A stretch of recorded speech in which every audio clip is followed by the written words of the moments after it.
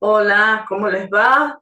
Es una alegría estar nuevamente con ustedes y ya muy cercanos a la Pascua, durante esta Semana Santa.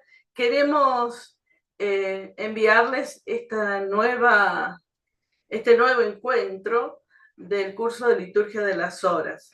En este caso, se lo enviamos eh, por medio de un videíto que vamos a grabar aquí con Monseñor Carlos José Ñáñez, nuestro arzobispo emérito de Córdoba, y él no pudo estar en el primer encuentro así para saludar, pero ahora ya lo tenemos aquí y entonces vamos a comenzar con esto que es tan hermoso, eh, los salmos. Así que bueno, él mismo va a introducir qué salmo nos va a regalar. ¿Sí, monseñor? Muy bien, un saludo a todos los participantes de este curso y a aquellos que se conectan por este medio. Un curso que es verdaderamente importante porque es sobre la oración de la Iglesia. Antes del Concilio Vaticano II, el oficio divino estaba prácticamente reservado a los clérigos y a algunos consagrados. Se rezaba además en latín.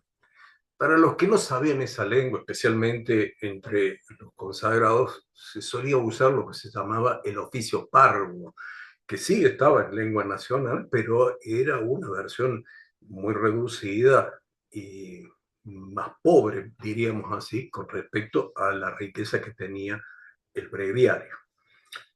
Después del Concilio Vaticano II, se reformó el oficio divino y recibió el nombre de Liturgia de las Horas y se dispuso que estuviera destinado a todos los fieles y se estableció la posibilidad de rezarlo en la lengua nacional.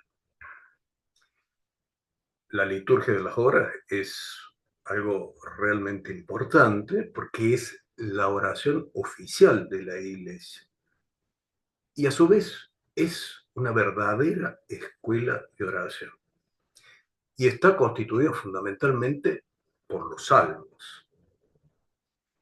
Los salmos son una oración inspirada por Dios. Está en la Sagrada Escritura, en la Biblia, son anteriores a Jesús. Jesús los rezó con su pueblo. La iglesia los asumió para su oración, promoviendo una lectura cristiana de los salmos. Y en los salmos nosotros encontramos la expresión de diversos sentimientos y actitudes en su recitación. Ante todo, lo que prevalece en los salmos es la alabanza a Dios por por su grandeza y por sus obras. También expresan muchas veces la gratitud por los beneficios que la bondad y la misericordia de Dios conceden al hombre. La alabanza y la acción de gracias son las actitudes fundamentales de la adoración. El Papa Francisco, en muchas oportunidades, hablándole a obispos, a sacerdotes, a consagrados y a laicos, ha dicho que lo que nos falta hoy actualmente en la Iglesia es una mayor disposición a la adoración. ¿Qué es la adoración? Bueno, esto es reconocer a Dios nuestro Señor en su grandeza, en su bondad, en su misericordia, y agradecerle esos beneficios. Entonces, esto es lo que constituye fundamentalmente la adoración, la alabanza y la acción de gracias. Entonces, cuando, por ejemplo, en una exposición en el Santísimo, nosotros decimos, ¿qué vamos a hacer? Bueno, expresarle al Señor nuestro reconocimiento, nuestra alabanza por su grandeza, por su bondad, por su misericordia, y agradecerle los beneficios que todo eso ha concedido a nosotros sin merecerlo, gratuitamente. Pero además, los salmos dan lugar a las súplicas y las diversas necesidades, a los reclamos de los creyentes ante Dios. Es interesante descubrir esa dimensión en los salmos, a los desahogos en las dificultades y en las pruebas. Tantas veces nosotros en nuestra vida ordinaria nos vemos sometidos a pruebas, a dificultades. Y, bueno, en los salmos podemos encontrar la expresión que, inspirada por Dios, nos ayuda a expresar, a canalizar esos sentimientos y a ponerlos en la presencia de Dios. Ahora, de todas maneras, lo que siempre predomina en los salmos es una enorme confianza en Dios. Entonces, aun cuando hay a veces reclamos intensos, desahogos profundos, lo que finalmente prevalece y triunfa es la confianza en las manos de Dios, sabiendo que Él atiende nuestras súplicas, nuestros ruegos y recoge, como dice uno de los salmos, en su odre nuestras lágrimas. Nosotros estamos en la Semana Santa, que nos pone de manera especial ante la conmemoración y la actualización del misterio pascual de Jesús, su muerte y su resurrección. Y el Viernes Santo, hoy, está dedicado especialmente a la consideración de la pasión y la crucifixión de Jesús. Hoy la Iglesia no celebra la Eucaristía, sino que hay una acción litúrgica, fundamentalmente en la palabra de Dios, en la oración, eh, con la posibilidad de acceder, sí, a la Eucaristía, pero no celebra la Eucaristía, conmemora la pasión, la crucifixión y la muerte de Jesús.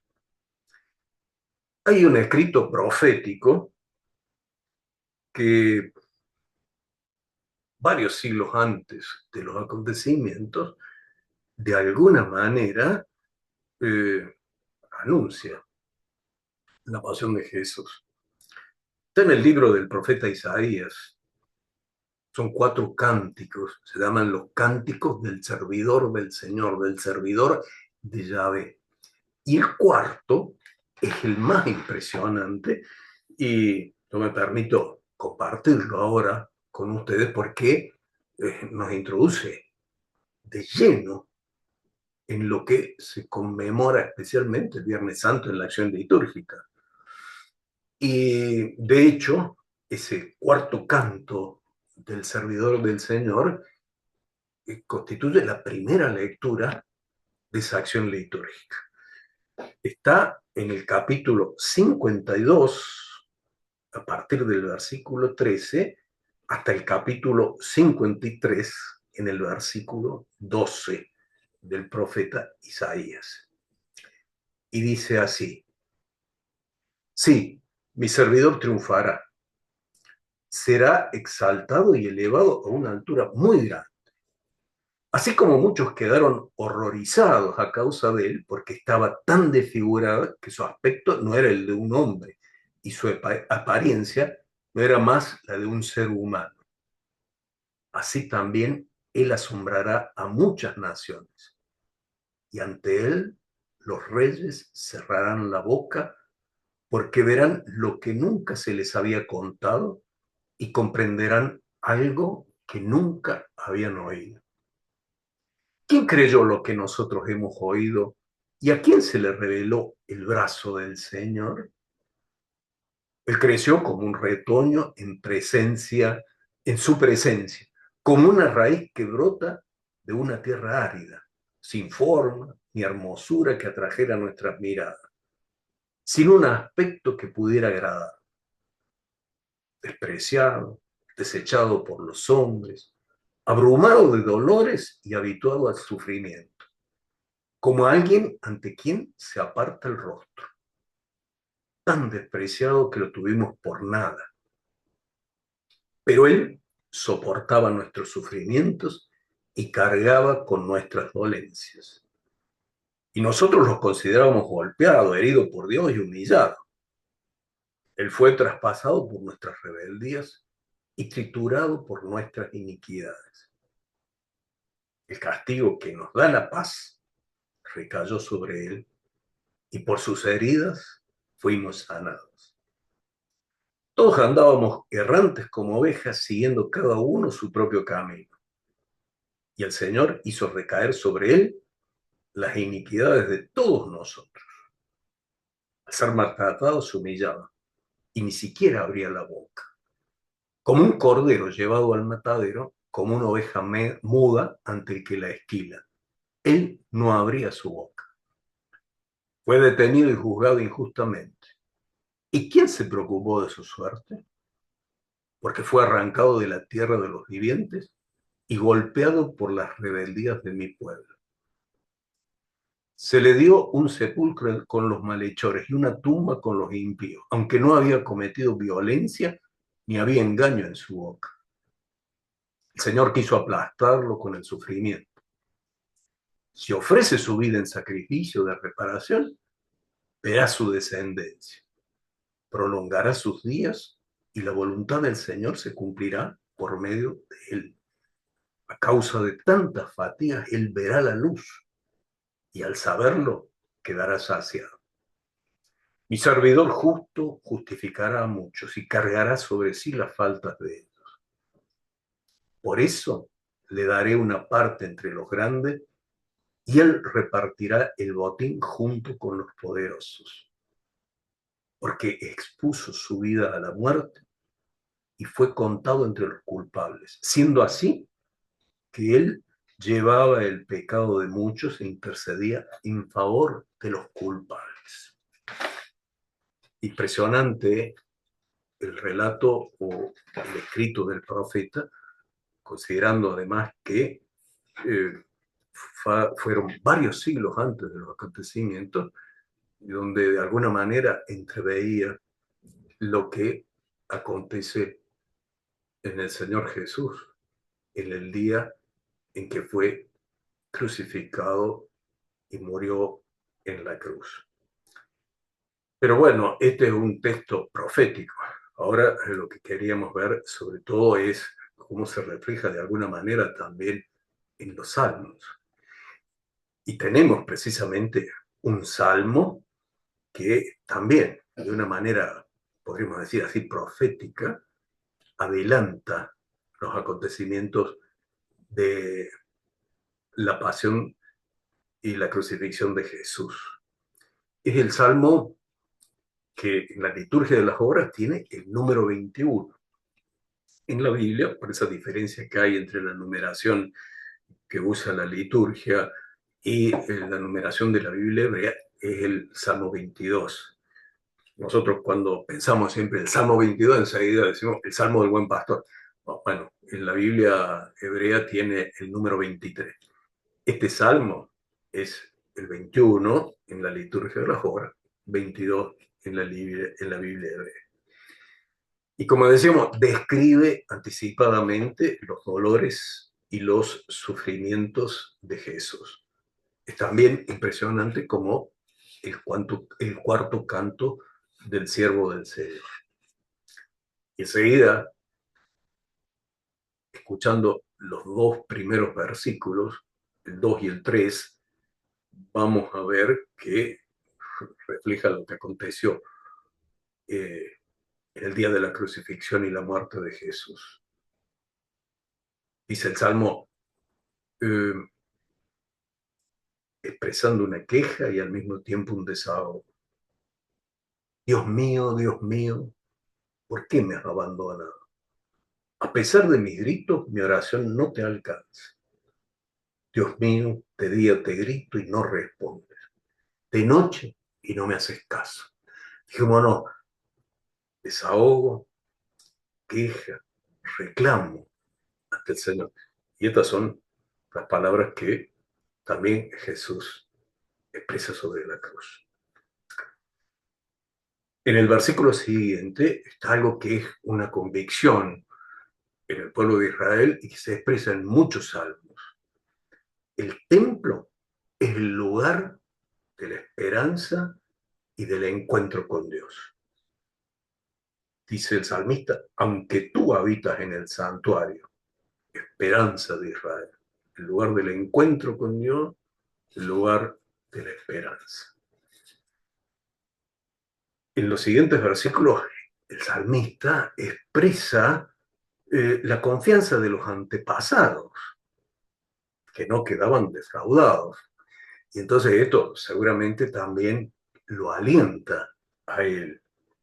Dice, en ti confiaban nuestros padres. Confiaban y los ponías a salvo. Confianza, salvación de parte de Dios.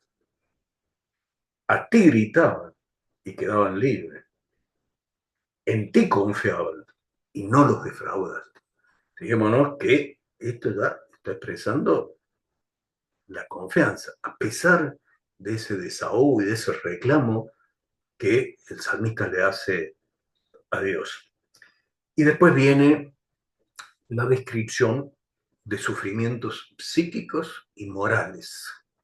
Y esto nos ayuda a pensar una cosa que si bien es cierto, los sufrimientos físicos del Señor son atroces en todo el episodio de la pasión.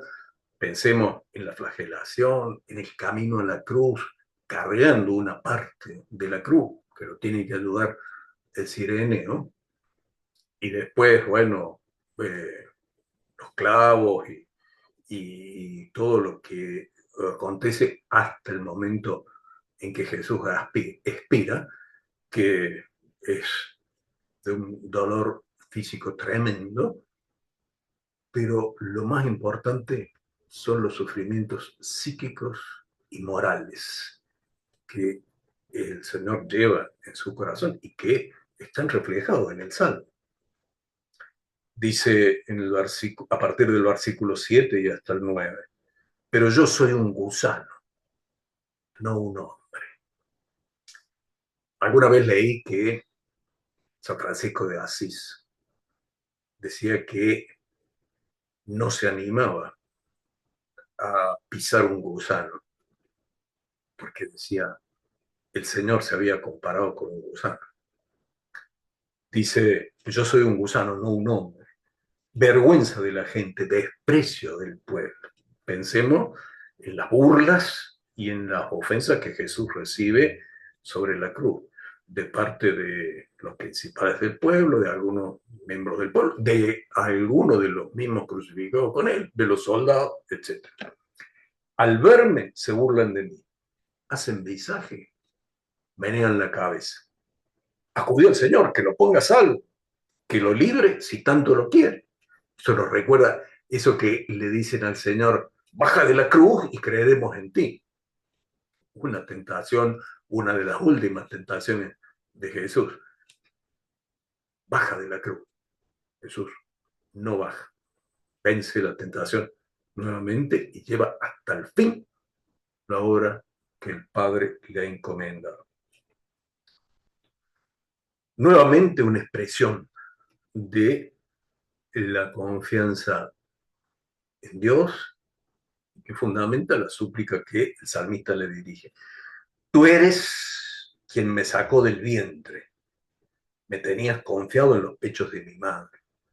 Desde el seno pasé a tus manos, desde el vientre materno tú eres mi Dios. Fíjense qué fuerza, como el salmista está como queriendo comprometerlo al Señor, ¿no? Toda mi vida estuvo desde el inicio en tus manos. Y entonces la súplica, no te quedes lejos, que el peligro está cerca y nadie me socorre. Precioso esto, contemplándolo a Jesús. Pero cuántas veces nosotros mismos podemos hacer nuestra esta oración en unión con Jesús y procurando una lectura cristiana de este salmo. Y a partir del versículo 13 hasta el 19, ahora sí viene la descripción de los dolores físicos y de las afrentas sociales que experimenta el Señor. Y son las imágenes de una intensidad enorme. Dice el salmista, me acorrala un tropel de novillos, me cercan toros de Basán. Abren contra mí las fauces, leones que descuartizan y rugen. Estoy como agua derramada. Fíjense la intensidad de esta imagen. Tengo los huesos descoyuntados. Mi corazón, como cera, se derrite en mis entrañas. Miren la fuerza también de esto. Mi corazón, como cera, se derrite en mis entrañas. Mi garganta está seca como una teja. Pensemos eso, cuando en momentos de pánico nos puede suceder algo semejante. Nos quedamos sin voz y dice, la lengua se me pega al paladar. Es lo que le dice el salmista. Me aprietas contra el polvo de la muerte. Y de nuevo, me acorrala una jauría de mastines. Me cerca una banda de malhechores. Me taladran las manos y los pies. Puedo contar mis huesos. Esto también se refleja en los relatos evangélicos de la crucifixión de Jesús. Ellos me miran triunfantes, se reparten mi ropa, echan a suerte mi túnica. Pensemos también en lo que dice, desnudan a Jesús y los soldados echan a suerte su túnica, porque en lugar de partirla, dicen, era de una sola pieza y entonces las ordenan a ver a quién le toca. Bueno, estaba anunciado en el Salmo, los evangelistas toman de allí esta expresión para colocarla como que es algo que aconteció en el Calvario.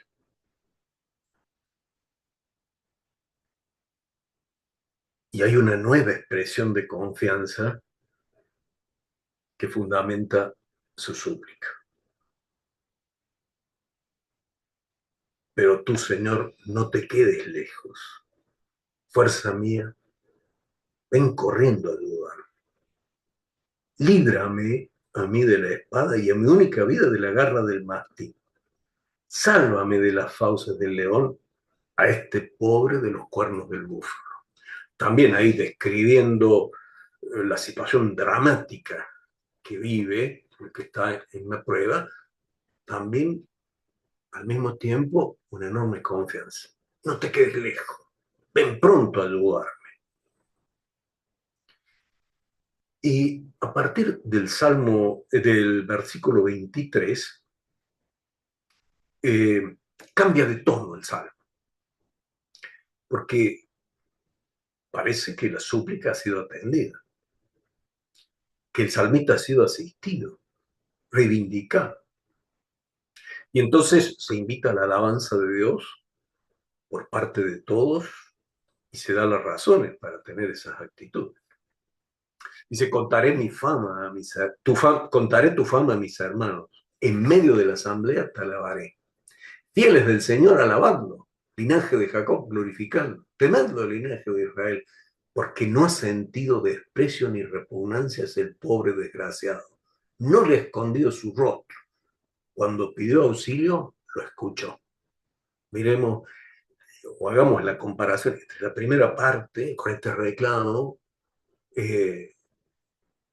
te invoco y no responde, y ahora esto otro que dice,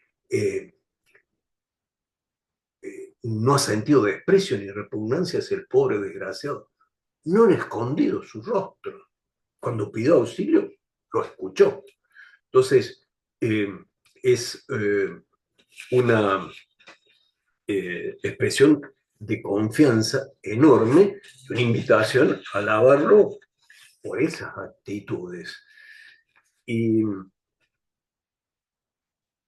a partir del versículo 26 está una disposición al alabanza y al cumplimiento de los votos formulados por parte del salmista, y se describen diversas acciones benéficas y las alabanzas y las acciones de gracia de los agraciados.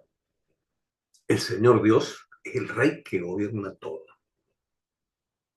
Él es mi alabanza en la gran asamblea. Cumpliré mis votos delante de sus fieles. Los desvalidos comerán hasta saciarse. Alabarán al Señor los que lo buscan. Viva su corazón por siempre. Lo recordarán y volverán al Señor hasta de los confines del orbe. En su presencia se postrarán las familias de los pueblos, porque del Señor es el reino. Él gobierna a los pueblos.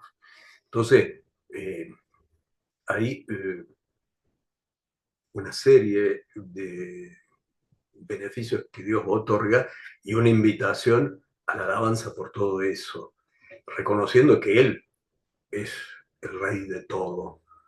Y también nuevamente son los fundamentos de la confianza en el Señor. Y después los últimos versículos, o sea, a partir del versículo 30 hasta el final, hay como una pregunta que se puede hacer.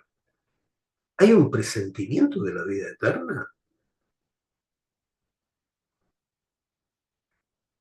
Fijémonos como dice el salmista, ante él se postrarán las cenizas de la tumba, ante él se inclinarán los que bajan al polvo.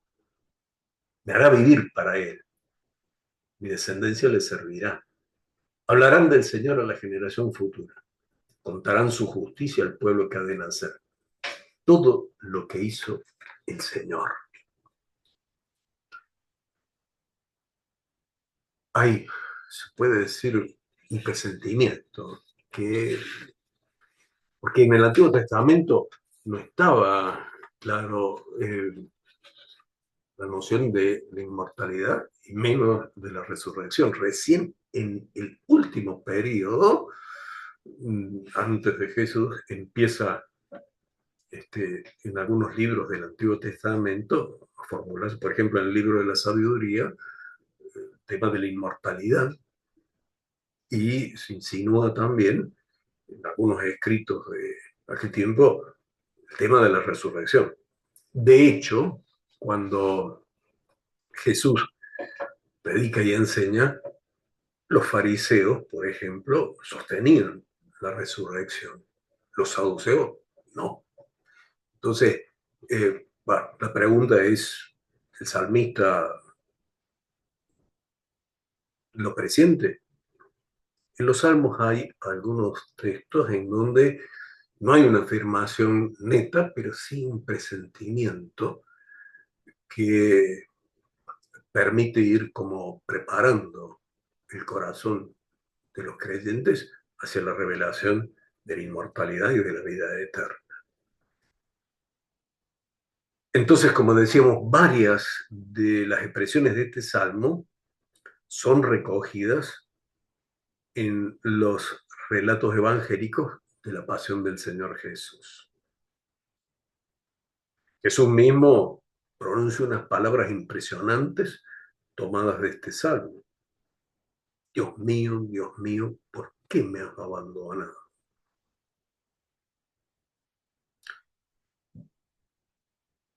Nombrar el comienzo de un salmo equivale a hacerse cargo de todo lo expresado en el salmo. Y como hemos visto, al principio sí hay un desahogo, reclamo, junto con actitudes de confianza, y al final, cambiando el tema, el tono del salmo, un agradecimiento porque al final Dios intervino a favor de el justo que padecía todos estos sufrimientos. Bueno, entonces quiere decir que cuando Jesús eh, invoca a su Padre con este comienzo del Salmo, se hace cargo de todo el contenido del Salmo. De todas maneras, y esto es bueno tenerlo presente en el día de hoy, el Viernes Santo, estamos ante un misterio.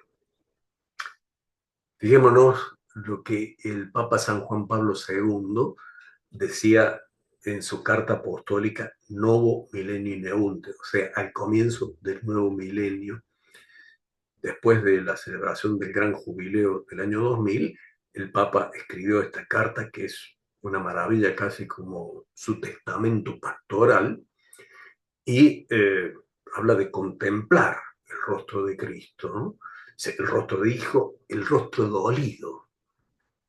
Y cuando habla del rostro doliente de Jesús, dice, la contemplación del rostro de Cristo nos lleva así a acercarnos al aspecto más paradójico de su misterio, como se ve en la hora extrema, la hora de la cruz. Misterio en el misterio, ante el cual el ser humano ha de postrarse en adoración. Fijémonos qué hermosa descripción de parte de el Papa San Juan Pablo II. Dice, misterio en el misterio.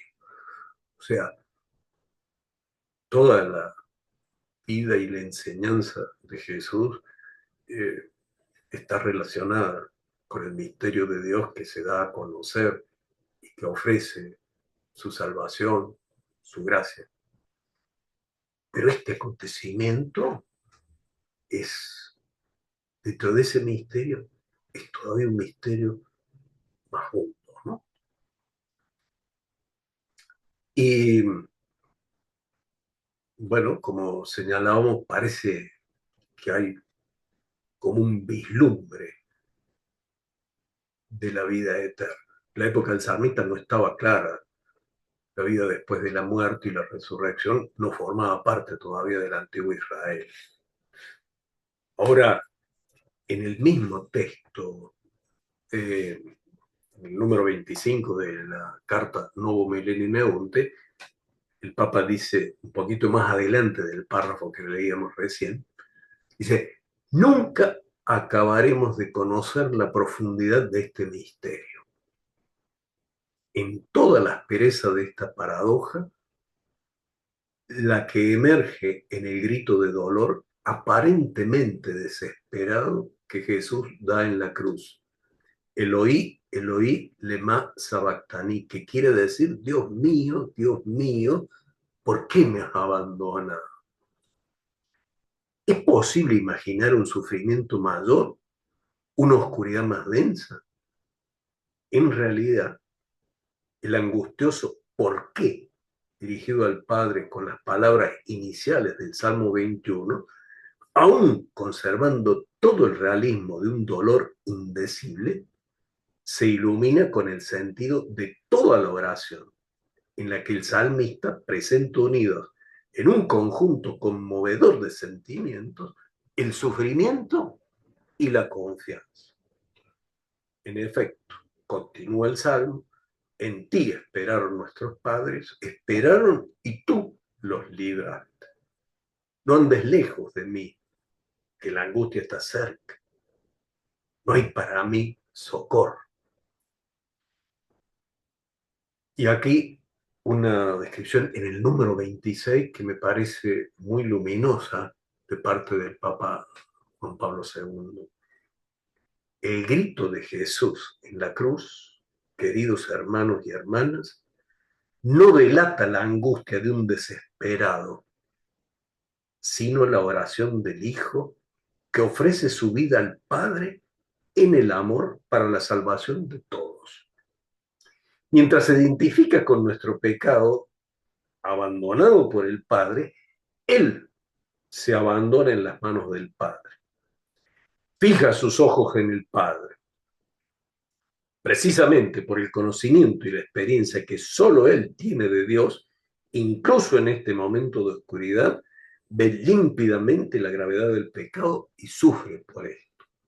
Solo Él, que ve al Padre y lo goza plenamente, valora profundamente qué significa resistir con el pecado a su amor. Antes aún, y mucho más que en el cuerpo, su pasión es sufrimiento atroz del alma. Lo que decíamos, sufrimiento físico es intensísimo, pero más profundo el sufrimiento moral del Señor, pensando en lo que significa el pecado, rechazar el amor de Dios. Dice el Papa también, la tradición teológica no ha invitado a preguntarse cómo Jesús pudiera vivir a la vez la unión profunda con el Padre, fuente naturalmente de alegría y felicidad, y la agonía hasta el grito de abandono. La copresencia de estas dos dimensiones, aparentemente inconciliables, está arraigada realmente en la profundidad insondable de la unión hipostática, es decir, la unión de la naturaleza divina y la naturaleza humana en la persona del Verbo de Dios. Un misterio enorme que nosotros aceptamos y confesamos en la fe. Un único Señor, verdadero Dios y verdadero hombre. En este año se van a conmemorar los 1700 años del Concilio de Nicea, el año 325, que dio lugar al credo que normalmente recitamos los domingos en misa, reconociendo que Jesús es el Hijo único de Dios encarnado, verdadero Dios y verdadero hombre. Bueno, para